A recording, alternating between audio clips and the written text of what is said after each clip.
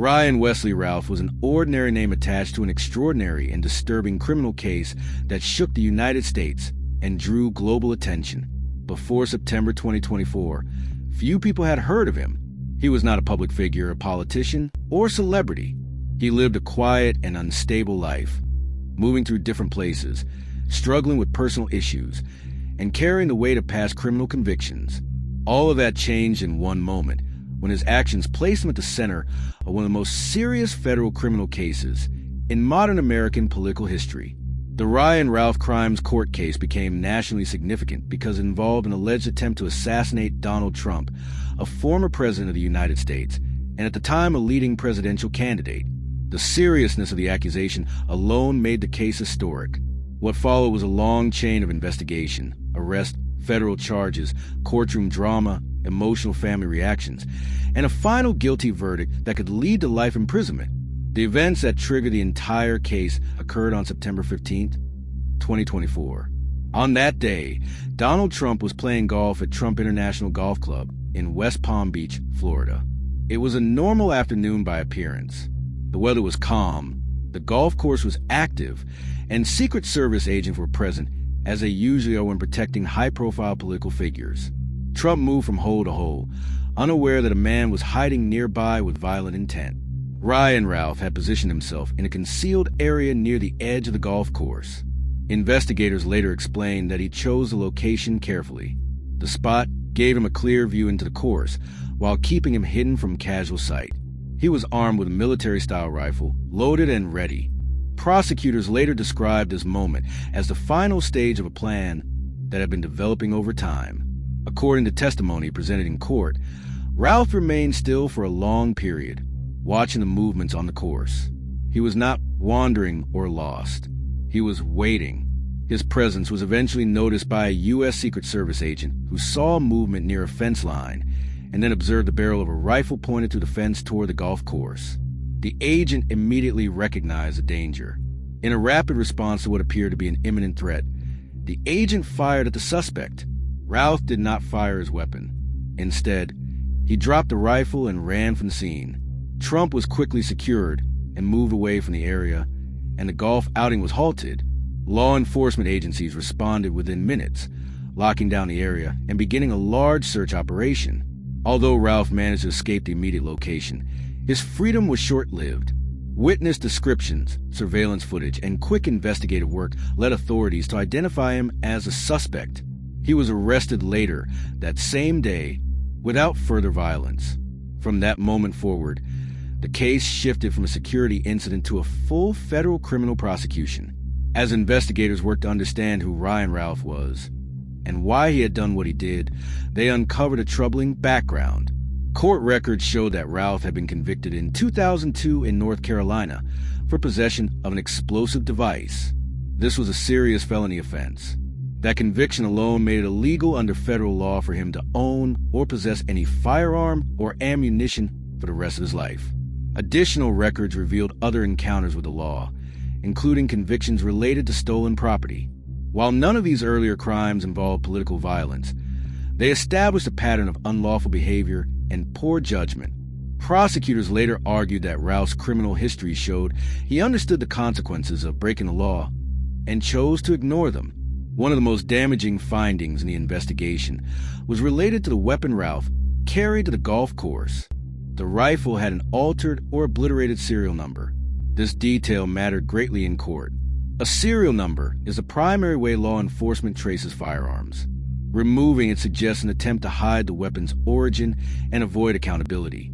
Prosecutors used this fact to argue that Routh's actions were not impulsive but calculated. The federal government moved quickly to file charges.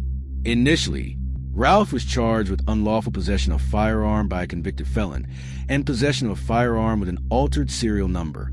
As the investigation continued and more evidence emerged, prosecutors expanded the case significantly.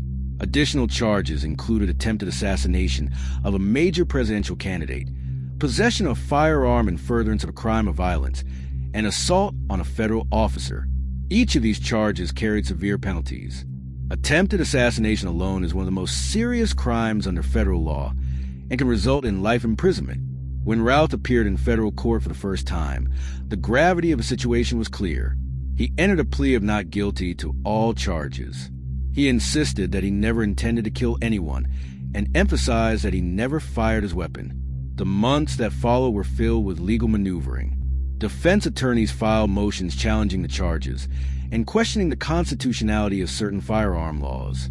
One argument claimed that the laws violated Routh's rights.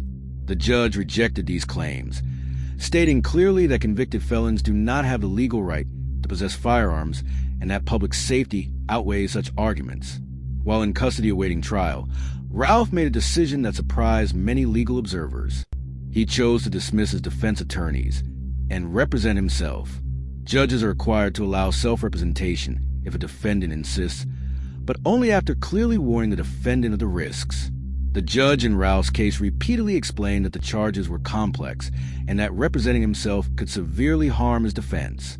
Despite these warnings, Routh insisted on proceeding alone. The judge allowed it, but appointed standby counsel to assist if needed. This decision set the stage for a trial that would be both unusual and unpredictable. The trial began on September 8, 2025, in federal court in Fort Pierce, Florida. Security was tight, and media outlets from across the country were present.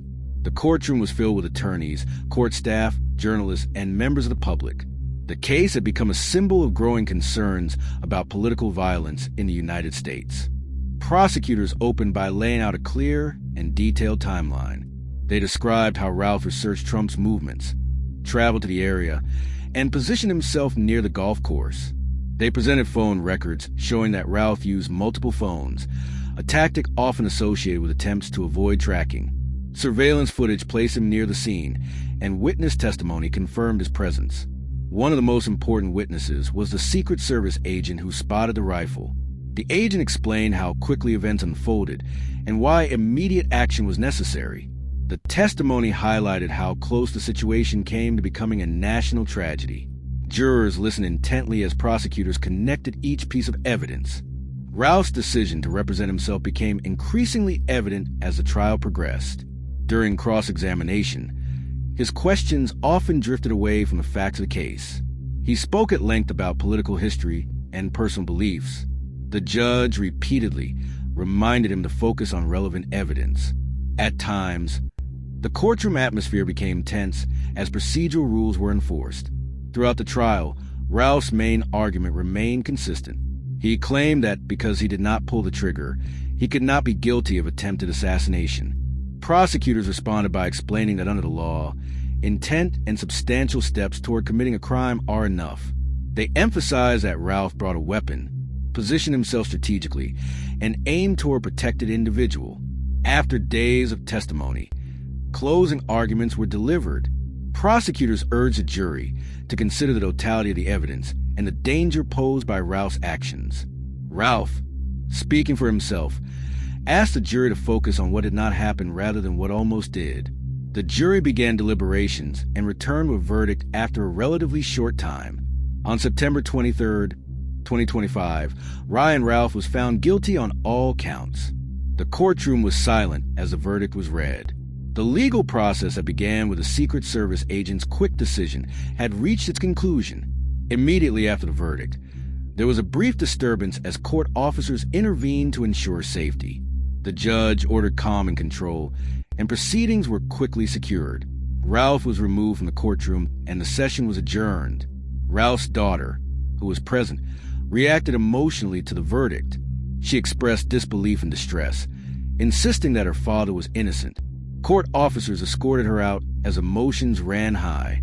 Outside the courtroom, media coverage focused on both the legal outcome and the emotional impact on the family.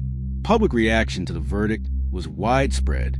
Many expressed relief that the plot had been stopped before anyone was harmed. Others debated the broader implications of the case, including issues of political extremism, mental health, and security for public figures. Legal analysts pointed to the case as a textbook example of how intent and preparation are treated under federal law. Routh now awaits sentencing. Federal prosecutors have indicated they will seek a lengthy sentence, possibly life imprisonment. The judge will consider multiple factors, including the seriousness of the crime, Routh's criminal history, and the potential danger he posed to national security. Sentencing is expected to take place in the months following the verdict.